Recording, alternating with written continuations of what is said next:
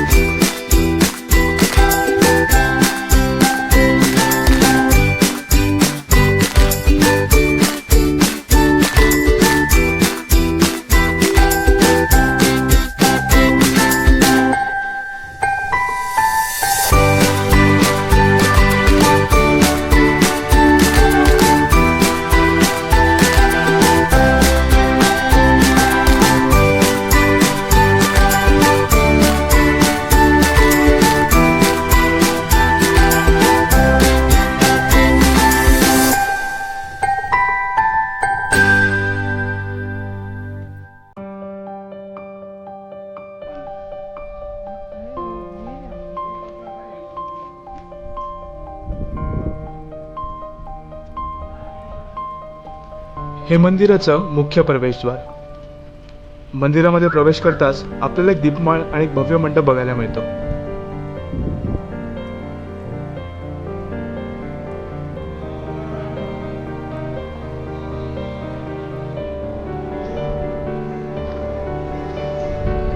काही दिवसापासून चालू असलेल्या पावसामुळे ह्या मंडपामध्ये थोडं पाणी भरलं होतं. त्या पाण्यातूनच वाट काढत आम्ही पुढच्या मार्गाकडे निघत होतो. मंडपातून थोडं पुढे आलंय की आपल्याला इथे अजून एक प्रवेशद्वार दिसतं. आपण तसा एक मुख्य दरवाजाही बोलू शकतो. दरवाजातून थोडं पुढे आलो की आपल्याला समोर जे दिसतं ते आहे नंदी मंडप.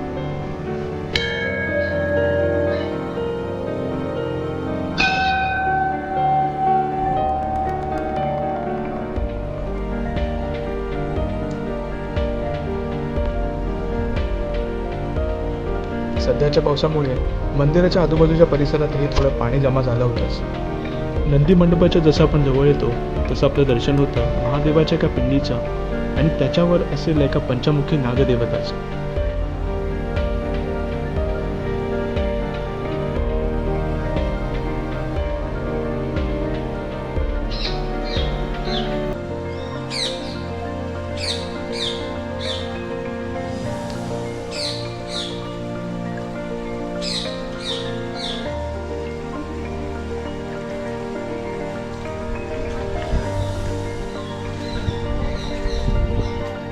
मंदिराच्या गाभाऱ्यात जाण्यासाठी हा मुख्य दरवाजा आहे. मंदिराचा गाभारा तसा 15 ते 20 फूट खोल आहे. गाभाऱ्यामध्ये पाणी असल्यामुळे आम्ही बाहेरून दर्शन घेतलं. श्रावण महिन्यामध्ये इथे बरीचशी गर्दी असते.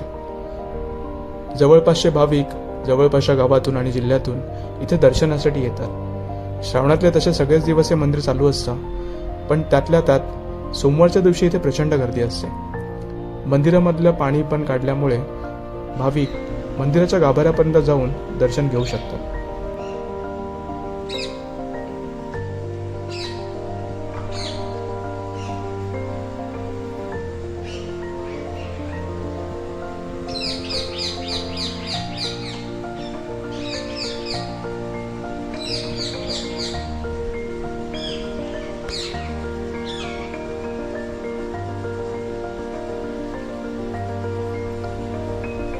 नंदी मंडपाच्या बाजूला म्हणजे समोरच आपल्याला जे दिसतंय ते चिंचेचं प्राचीन एक असं झाड आहे.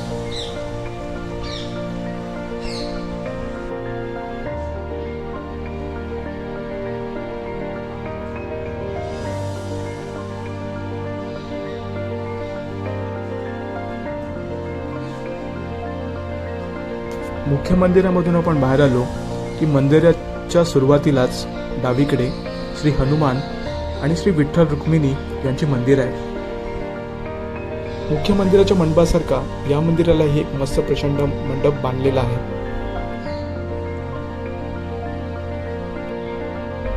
हनुमानाची गदाधारी मूर्ती खूपच स्वयंभू आणि प्रभावी वाटत होती.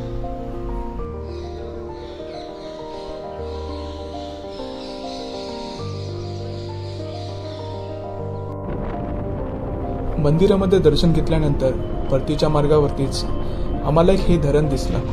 या धरणाचं नाव आहे नेर धरण.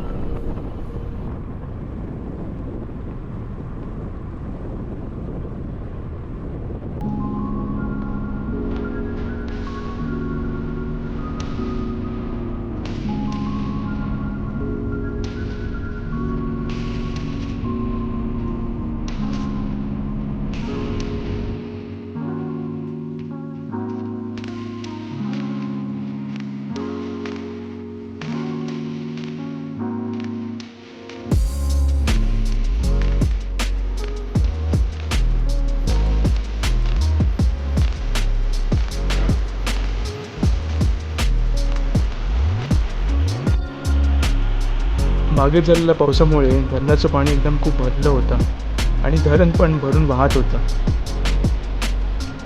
त्याच पाण्याच्या बाजूला आम्हाला काही जण शनिवारची सुट्टी असल्यामुळे फिशिंग करायला आलेली लोक दिसली.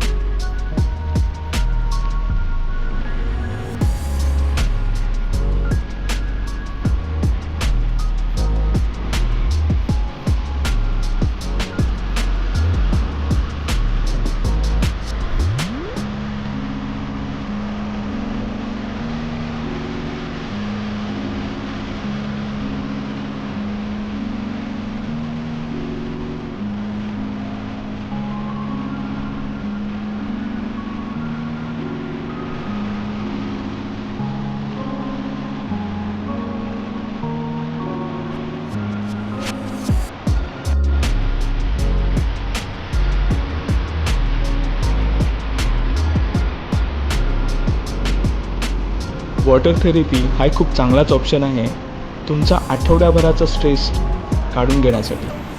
इथे थोडा वेळ जरी बसलं तरी आपलं एकदम मन अतिशय उत्साही आणि आनंदी होतं आणि सगळा थकवा निघून जातो.